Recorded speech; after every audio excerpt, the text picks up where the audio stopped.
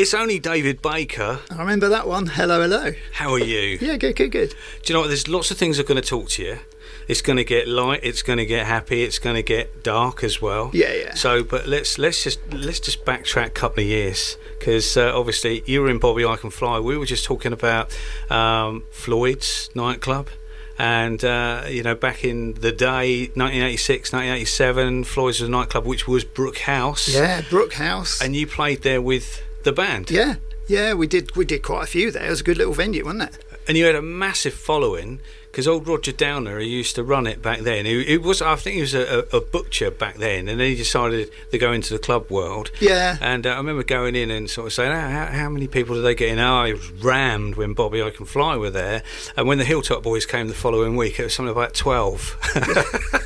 Yeah, we did. For a couple of years, we had a really good following. And Rog was lovely. He used to put on sausage and chips after the gig. Him and his family, they were absolutely lovely. But, they were a couple that should never have run a nightclub, because it's a bit seedy, isn't it? Let's be honest. He was too nice, wasn't he? Yeah. Let's go back in time. How we know each other, and you reminded me of the quizzes that we used to do back in the late 1980s, early 90s. With who do we used to do? With me, you, and Nick Einert. Nick Einert. My fellow, we all worked at Plessy's, didn't we? We did. Everyone worked at Plessy's on the island at some point, didn't they? Or knew somebody from who did work at Plessy's. And pop quizzes, they were really big. And me, you and Nick, we used to go around the ride with the pubs in Ryde. We used to win massive prizes. We'd clean up. Bottle of pop, £5 book token. Yeah, we'd clean up. Absolutely great fun. And so Nick is, I'm pretty sure he's listening, but if not, he'll catch us on the download that will be available later. Yeah. And he used to work at, what did he used to do? Was it in your department? Not a lot. No, we worked in production control, and we had a great time. We got the work done, but we also talked football, talked music. Yeah. That's that's the best way to get through life, isn't it? It is. A little bit of work and a lot of football and music. And then your big love was Osborne Coburg. Yeah, I played over 500 games for Osborne Coburg. Wow. And somebody not too far from me played one game. Yeah. Who was that, Ian? I got tired. Yeah, one game. I won't say why. Mind you, out of those 500, I probably only had about 3 good games. So. I'm sure that's not true. And it's funny enough, and the world gets even smaller when I say to you that my old next door neighbour was Sean Elvis. Yeah. And I think, didn't he manage to pub for a bit? He was a great lad. He was really good. Good little player. He broke his leg twice, unfortunately, so went into management. But no, he was great for the club. Osborne Coburg, like all the local clubs, you need all your club men, your linesmen, the people as secretaries and everything, and it was great fun. Yeah, I played about 15 years for Osborne Coburg. It's great fun. Wow. And they're still going now, so. Yeah, I mean, it's sad. I mean, the other day I saw something about Carisbrooke had folded. Yeah. Which is. And I think Wroxall's gone as well. It's a shame, isn't it? But. Sadly, I mean, I think a lot of it is because people are working across a 7-day week now, rather than just the normal 5 Monday to Friday. I mean, that's probably what you're doing as well, because then you retrained and then you've been at the hospital now. Yeah. So I left Plessy's and retrained in theatres as an ODP in medical in operating theatres at St Mary's. What's an ODP? So an operating department practitioner. So it's basically the equivalent of a nurse, a theatre nurse rather than a ward nurse. So, but when everyone says, "What are you?" I say an ODP. Oh, what's that then? So I just say, sorry. So I just say I'm a nurse, really. Yeah, all right, nurse. So I got a job in Southampton theatres, because we've got 20 odd theatres, whereas here we've only got 3 or 4 theatres. And I thought I'd be there for about 6 months, and ended up, 1 year, 2 year commuting over. Then I met Alice and moved over there. So yeah. Excellent. And Alice, your wife? So Alice is my wife. How long have you been married? So 6 years now. Wow. And so we set up house in Southampton, and she worked in theatres as well. That's where we met, and we've both so we both still work at the hospital. Brilliant. And you're still active with Bobby I Can Fly. Yeah. They must. I don't think there's too many bands on the Isle of Wight that have lasted and gone on for as long. No. When did you first form? So we were only actually together for 3 years in the late 80s. But we did so much, we did so many gigs and recordings, and on the island, off the island, up in London and stuff, and then it just all fizzled out like it does for a million other bands. But we always kept, as friends, we always kept in touch and stuff. And then Wosie, our drummer, got us. Well, I think it's 10 years next year that we did our reunion gig, and he just said, right, let's do a gig. So we did a one-off gig for charity, sold it out at the Quay. That was 2014, did a CD that we put out, and then loved it, and everybody just kept saying, oh, do us a gig here, do us a gig there. And so we just do sort of 3 or 4 gigs a year now at like festivals and stuff. So, but when you play the music that you quite rightly say it's from the late 1980s, it still sounds like it fits today, doesn't it? Yeah, it doesn't sound music, dated. Yeah, good songs. Duncan Jones writes the songs. We all chip in and do our bits, our little our parts to it, and we have a great fun. We have a great laugh. It's great. And I noticed that I saw a picture of you with you were doing a gig somewhere yesterday. Last night. So I've got into DJing now, proper DJing. Talk us through that, because I gave that malarkey up about 15 years ago. Well, I always kept my vinyl. And obviously through the years of CDs and then onto Spotify and downloading and stuff and iTunes, and then I thought, well, I've got all this vinyl, why don't I start playing it? So I got some DJ decks, little mixer, never done this before, and then just did it at home. And there's a place in Southampton on Shirley High Street, Overdraft, and Wednesday is open decks night. So you just take your records along there, and they give you an hour slot. And the guy who runs it, he obviously thought I've done quite a good job. He's actually given me a proper gig. He's doing a festival a couple of weeks' time in Southampton, and he's given me a slot. Wow! So, got my own little slot. So Open decks night. I've not heard of those before. Great. I used to do the pubs and the clubs years ago, and then I say 15 years ago. But then you look at how many clubs there are on the island. Why would they need anybody like me? But then you're in Southampton. I would imagine there's a lot more. Opportunity. There's loads of venues. It's really good. So what sort of stuff do you play then? Well, it's brilliant, because I just play what I think everybody should hear. So I don't play much. I don't play much chart stuff. But I play good stuff that's, it could be soul, could be funk, disco, punk, glam, bit of rock, bit of pop.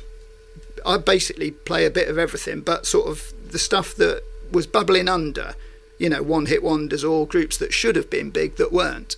So I play. I don't play for people. I don't play for the audience. I play for myself. No, good for you. Yeah. You should come in and do a show.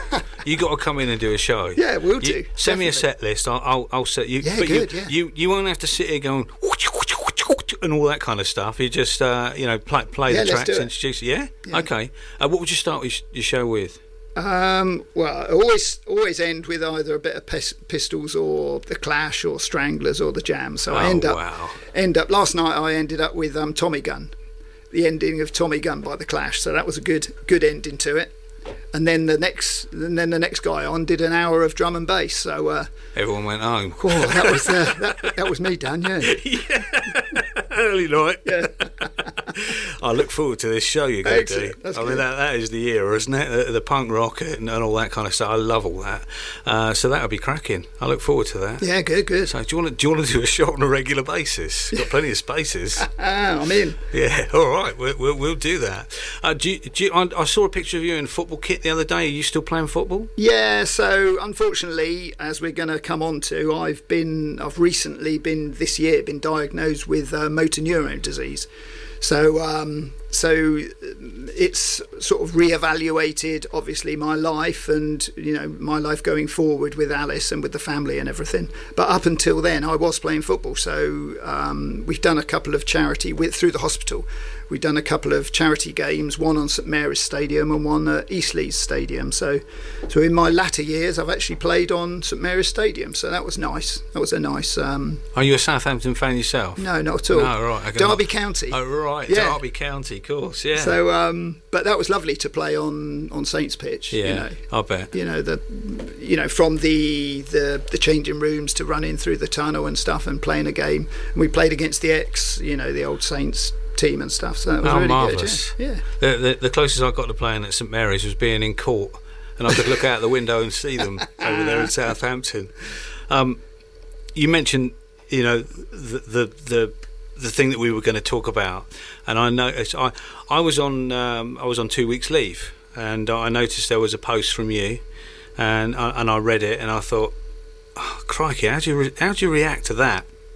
And I did think, you can't do that thing that other people do, like when they see things and they like things, or poor you, Han, or anything like that. I thought, I don't know how to react, so I didn't. It took me a couple of days. No. It might have even been a week before I could send you a message and say something. I didn't know what to say. No, that's fair enough. It's, what can you say? Because you can't say anything, can you? That's the thing. Or you can't say sorry, because you are sorry, but it's not your fault, is it?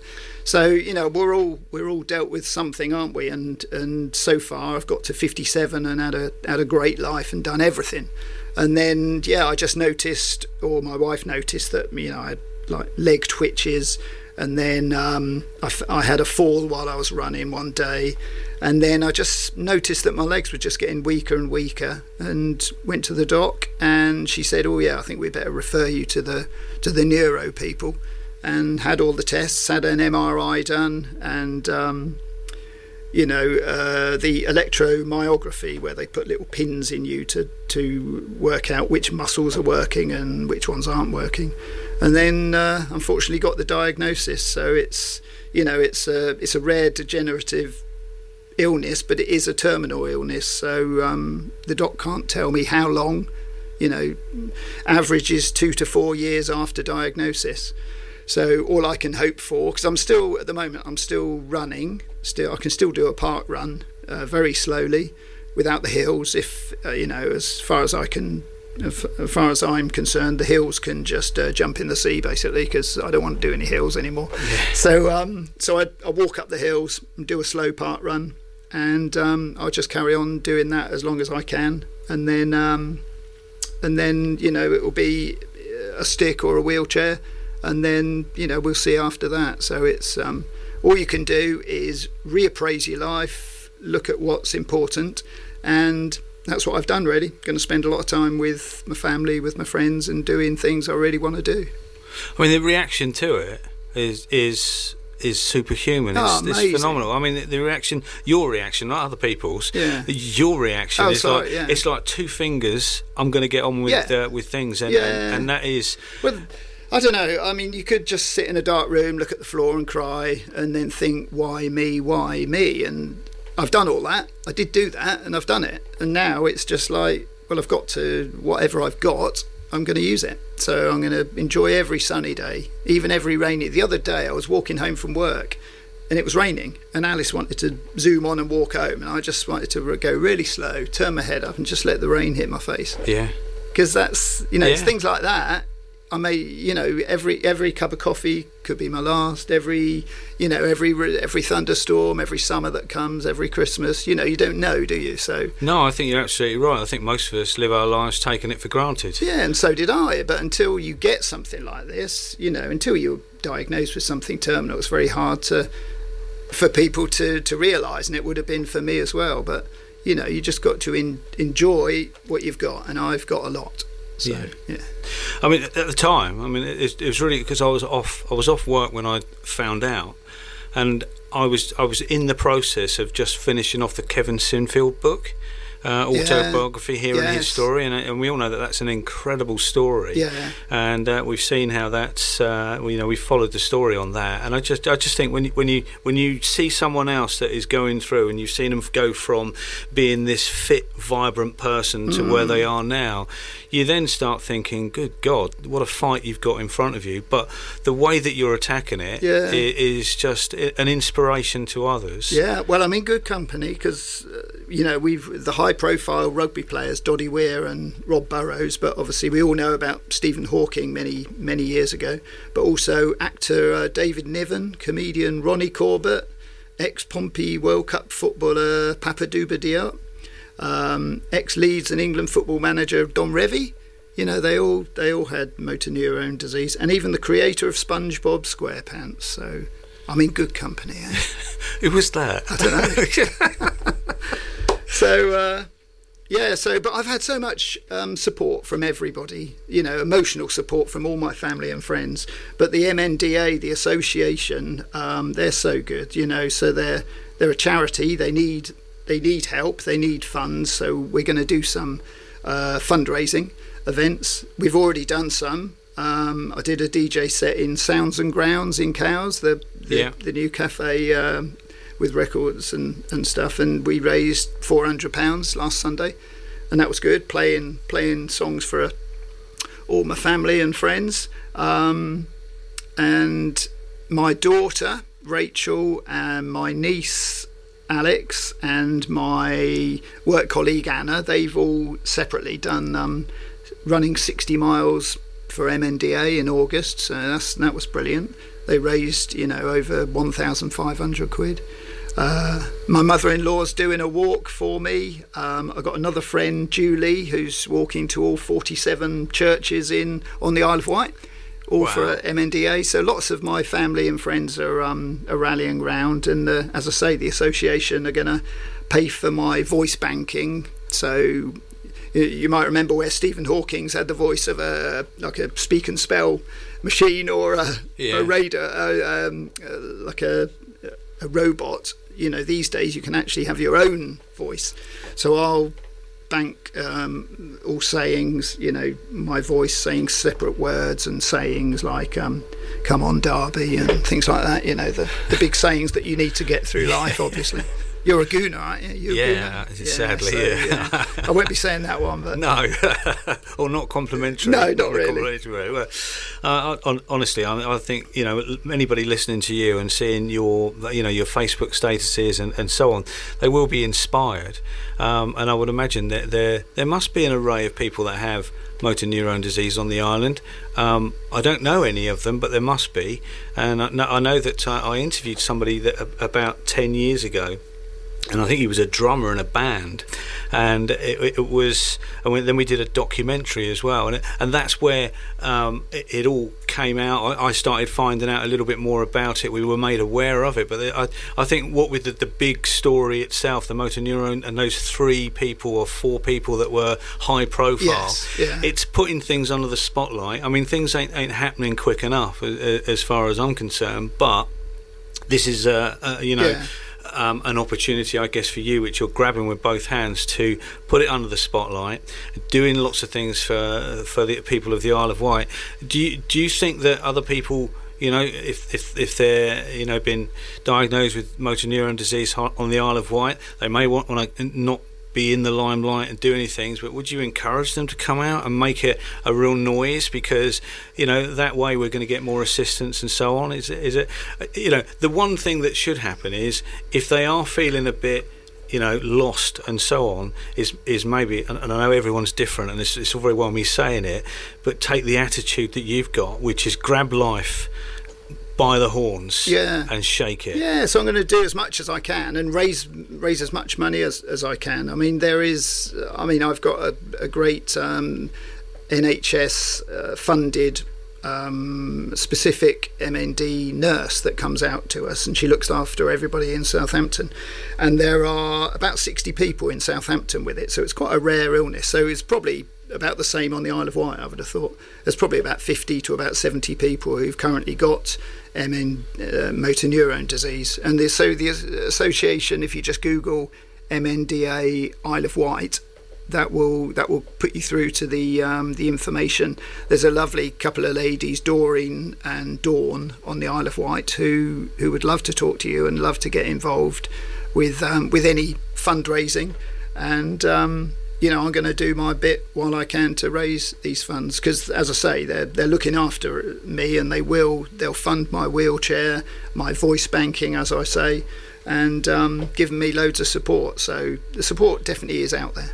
How does the voice banking work then? You've got to go and record as much stuff as possible. So it came actually yesterday. They've sent us the laptop and the device and everything. So basically, we haven't even opened it yet, but I need to do my voice banking before my voice goes. So 80% of MND sufferers lose their voice. So chances are I will lose my voice at one point. So at the moment, my legs and my arms feel weak, but I haven't got it in my mouth. So my talking, my speech is absolutely fine. My swallowing is fine. So, but as and when, if it does happen, then once I've banked my voice, then I'll be able to do. It's literally, if you've seen the Stephen Hawking's film, where he sort of looks with his eye, it's camera recognition. So he'll look at a certain word on a screen once my voice is gone, and that voice, that response from me will come out. So that will be my voice. So is that something you're obviously going to work on now? And because I know there's some technology coming out with the newer Apple download where you actually record X amount of words that they give you in 15 minutes, and then from that you can speak any word or on the phone, and it can be you. So I think it's essentially that, but people will hear my voice. Yeah. Whereas, Stephen Hawking's family just heard this, sort of almost comical sort of robot voice. So things have got better, and I'll definitely be doing that. Yeah. So I mean, we've come a long way since then. So technology has changed dramatically. Yes, does that faze you at all? I don't judging. I don't think it does. Does he? Yeah. Well, the thing is, so I've worked in theatres. I've seen every part of the body opened up, and I've worked as a nurse, as an ODP, on the wards in theatres. So I'm aware of what's my future, basically, and it is scary, obviously, but it's not as though I can click a switch and say no, I don't want this, thank you. So it's going to happen, and if I get another year of mobility and then another year in a wheelchair, then I'd be happy with that.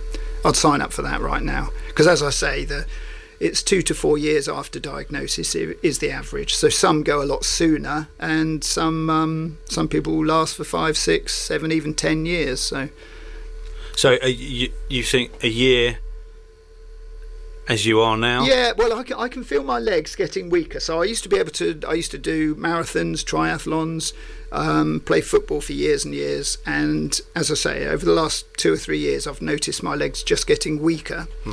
And I just thought it was like long COVID. I caught COVID like everybody else, and wondered if it was like a long COVID or something. And then when we noticed the twitches, and then about March this year, I noticed a slight foot drop on my left while I was walking. So, what do you mean by foot well, drop? So my right foot goes heel toe, but my left foot just plops down, and I noticed it. So I said to Alice, have you noticed that? And she said, well, I can hear it, but neither of us had noticed if I'd had that all my life, you see. But so it's just a bit strange. So of course we hoped it wasn't a new thing, but it was, and then we hoped all these cramps weren't what it is, but it was, and so unfortunately we got the worst diagnosis that I could have had. So as I say, I've just got weaker and weaker, and at the moment, I mean, just this week, opening a bag of crisps, something like that you just do easily, became that's a little bit harder, and lifting my fork up to my mouth from a plate of food, just my arm is my hand's shaking a bit. So it's a progressive illness. So I will get weaker, and I will at some point not be able to walk, then maybe not be able to lift my hands up and stuff. So it's you look like you've come to terms with what's going to happen. Yeah, it's almost like you're accepting that. Yes, I mean, you have, like everything in life, there's good days and bad days, and I had 5 or 6 really good. I've been diagnosed for about 7 weeks now, and the first 5 or 6 weeks we really, we had to tell the family, my daughters and my mum, brother and sister, and that was hard, really hard. But as I say, I want to do as much as we can and just enjoy it. So I did have a bit of a meltdown about 2 weeks ago, and it all became too much.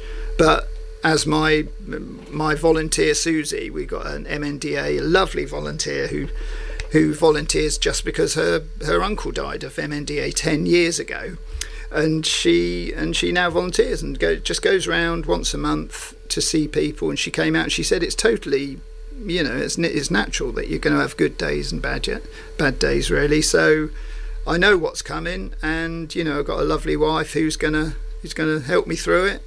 She's gonna have to wipe my bum and look after me in times to come. So see, I'm looking at you now and I'm thinking, if I chuckle at that, I know you're being funny, and I know you won't take it the wrong way. But I just love the way that you're hitting this face on. Yeah. And it's not like, it's almost like, yes, you've come to terms with it, but yes, you're also going to have dark times. Yeah. And I'm guessing you've got a support network there to pick you up. Yeah, definitely. We've got loads of lovely family, friends, both on the island and in Southampton. I mean, I spent all my life on the Isle of Wight, through school and then through work, and only really the last 10 years that I've moved to Southampton. And so I still come back. My mum, my brother and sister are over here and everything. So one of my daughters lives in Cowes as well. So, it's I'm just going to keep going, raise some money, and enjoy life. Really, that's absolutely while right. I can. Well, let's talk about what you're going to do, because you've now got a plan in place. So let's talk positive. You've got all these things that you want to do.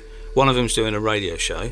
Yeah, definitely. I've added that. So I did. I've revised my my bucket list of things I want to do, and if I can come in and do a radio show with you, that'd be great. No if about it. We'll make it happen. Yeah, no, that would be good.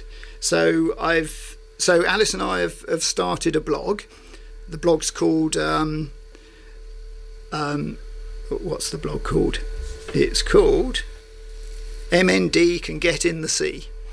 So that's your attitude, isn't it? Well, I think it is. Really. So we started the blog about 3 weeks ago, and if you just Google or just search MND Can Get in the Sea, and it's my blog, it's my journey, and Alice's perspective of it as well. So it's quite harrowing to read at times, but it's honest, and I tried to make it truthful and funny, and we're going to document the journey, and as I say, we're doing some fundraising as well. So I did the DJ set. We're doing so Bobby I Can Fly are doing a little gig at Cowes Football Club. So we're going to raise some money there, and then we're doing a walk along Cowes to Gurnard seafront. So I grew up in Gurnard, and that seafront walk or run from Gurnard to Cowes I must have done 1,000 times, all through my childhood, then through teenage years and into adulthood. So that's quite special to me, that lovely walk along the seafront. So we're going to 12th of November, anyone can come along. We're going to sell wristbands and badges for the MNDA, and we'll just walk. It's just over a mile. We'll walk from the old fountain, the old drinking fountain on Cowes seafront, along the seafront to Gurnard, and raise some money. And that's brilliant. And you've got loads of other events. I did say there's something we can do to help point in the right direction for that as well. And maybe I'm gonna say it now. We can offer you a commercial to promote things what you're doing from MND and so on, awareness and so on. Great. But you got to voice it. Yeah. All right, you got to voice it. Okie doke. Okay. Yeah. And so we'll get that sorted out after the show. We'll work something out, and you'll come back again and do a show. Okay, yeah, lovely. That would be great, Ian. Yeah. Not just one. We got to get, because let's be honest, you would have the most difficult job in the world to pick the music that you want for just 1, 2, 3 hour show. Wouldn't you? Yeah. So we'll make it as many as you want. Okay, that's great. So there's something else. Is there anything else that you're going to do? Is on your list of doing things? I'm guessing, and I mean, is travel something that you can do, or is that something you? Yeah. So while I'm still mobile, so Alice and I are going to go up to Blackpool, see the illuminations, and go on the tram and a walk along the seafront. So that would be nice on the old rickety roller coaster, and we'll do a bit of travel. I just want to spend time, quality time, going to football matches, to gigs, nice bit of travel around Britain. Might go on a cruise around Britain. That would be nice, and just do as much as I can while I'm still mobile. So, yeah. You mentioned football. I mean, I don't know what division Derby are now in. I mean, they're Derby County are obviously the most famous and brilliant football club in the world. So That might be only in my little tiny mind. But when I was a kid, they really were. You know, Brian Clough was the manager, and they had some great players, Todd and McFarland and Hector, and you know they were a great side. It was Leeds, Liverpool, or Derby in the early 70s. Yeah. You know, there's no Man U, no absolutely no right. Chelsea, Arsenal, any of that really. Well, Arsenal were there. No, I'll give you that one. So my brother chose Leeds, and I chose Derby. And so, yeah, we had a few ding-dong battles, both Leeds and Derby, and my brother and me were, you know, playing Subbuteo. And wow. and names are now popping into my head from Derby. Colin Bolton. Yeah, Colin Bolton in goal. They had a great team. I mean, there were some great sides in the 70s. And Bruce Rioch. Yeah. Todd. Yeah, Colin Todd. Yeah, you mentioned Hector, didn't you? Yeah, Kevin Hector. Yeah, there was loads. Archie Gemmell. Who was the bloke with the white shoes, the white training shoes? Yeah, Alan Hinton on the left. Alan Hinton. Yeah. Put a pinpoint cross in, couldn't he? Jim, I'm pretty sure this was a Derby. It may, I don't know. Francis Lee, did he play for Derby as well? Yeah. And there was a video clip that I saw very recently where Leeds, I think, may have been playing. It may have been Man City when Franny Lee was playing for it, or it might have been Derby. But him and who's the curly bloke who used to play for Leeds? Bremner. Yeah. Okay.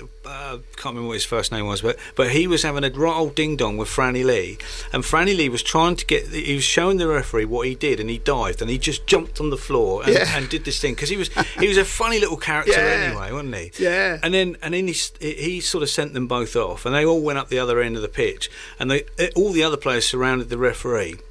And then the next thing you hear is this old commentator is saying, "Oh, and it's all kick off at the other end," and they're straight. No, that was Norman Hunter.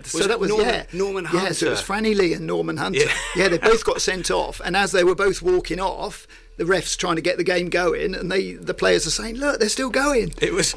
I mean, you don't see that now. If you touch somebody, they were all over the floor, but they were trading punches. Oh, yeah. There was no feigning injury whatsoever. Yeah. But that's when footballers were footballers. Yeah, a bit different these days. So, are you going? What do they call the ground now? Is it still Goodison? Not Goodison. No, Pride Park. We've moved from the baseball ground to Pride Park. So back to your original question, we're actually in League One now. So yeah, how the mighty have fallen. That's a little bit. It's a little bit rubbish, really. The old third division. Yeah. Any chance of promotion this year? No, probably not. But you've got to stick with your side, haven't you? That's the thing. Yeah. So, I had a couple of good years. We won the league championship, or what is the Premiership now, twice, 72 and 75. And then after that, they just went rubbish and rubbish and rubbish, really. So that's got to be hard, isn't it? Because you haven't won a title in all those years. No, it's terrible, isn't it? Oh, crikey. Yeah, but you get used to it. Yeah. Well, you'd won like first division titles and the new first division and so on. When was the last time you were in the Premier League then? Probably about 10 or 12 years ago. We've actually got the record for the least points in the Premier League. How many was that? I think it was something like 16 points or something. Wow, that was awful. So that was pretty awful, wasn't it? And you also had Charlie George with his perm, didn't you? Oh, Charlie. He was brilliant. He scored some great goals. I mean, he was a great player for Arsenal, for Derby. Then he went to Southampton as well, didn't he? He was a crowd pleaser, but he worked hard as well. He was a really good player, wasn't he? Brian Clough was a legend as a manager as well. And obviously he went to Nottingham Forest and did amazing films. Wasn't there a film about Cloughie's life? And obviously he spent a bit of time at Leeds, but not long. No, 44 days. 44 days. Young man. Yeah. He didn't quite get on with the Leeds lot, did he? No. Who was it? I'll tell you who was a big Derby fan. Gareth Ike's son. Oh, really? Big Derby fan. Well, I didn't know that. Turned out at an event one day and he had his football kit on. He looked about 5. Yeah. It was very funny. That's outrageous. Really funny. Yeah, no, I did not know that. There's a few celebrity supporters of Derby, but not too many. Yeah, just a handful. So what else have you got planned? So that's basically what we're going to do. We've got 3 or 4 fundraising activities to do, and if people do want to donate or have a look, we've got there's a blog, as I say, at MND Can Get in the Sea blog that you can have a read of, and we'll carry on to. All our fundraisers, we're going to sell wristbands and badges and just raise the profile really of motor neurone disease and do my bit while I can. That's basically what I'm going to do. Good for you. I mean, I look at you, Dave, and I think you're an incredible chap, and I know that, you know, I've been really amazed at the reaction. I shouldn't have been, really. I mean, you know, but I just take my hat off to you for the way that you've, you know, and the name of your blog just says it all, doesn't it? You know, MND in the sea. Yeah. Who thought of that? Was that you?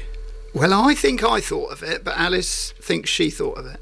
Right. So you're not going to argue with Alice? No, well, not really, no. So between us, we came up with a great, MND can get in the sea. So that's a good one, yeah. Anything you want to say about Alice? Well, can I just say a few thank yous? So obviously, I want to say thank you to Alice. You know, we've been together for about 12 years now, and she's everything to me, and she'll obviously need. I'm going to need her, and we're helping each other through it. And you know, she's been such a support to me, and I'll need her to be in the future, really. And also, can I say hello to my daughters Rachel and Anna, and my brother Rich, and my sister Lois.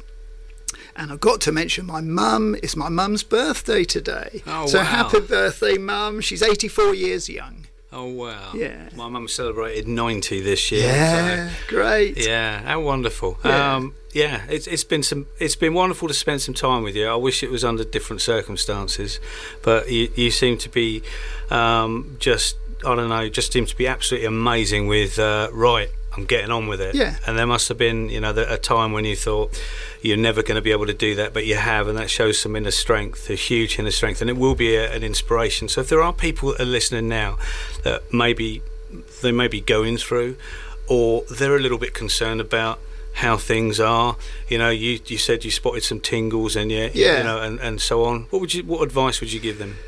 Well, it was that really. I just noticed something wasn't quite right, and once my legs were getting weaker, I had twitches and cramps, and so I just went to the GP, and she did a few tests with me, and she said, "Oh yeah, I think there is something a little bit abnormal there," and she referred me. So that's the best thing, you know. If you do think there's something wrong, go to your GP, and you know they'll refer you. And because the good thing is, I've been diagnosed early.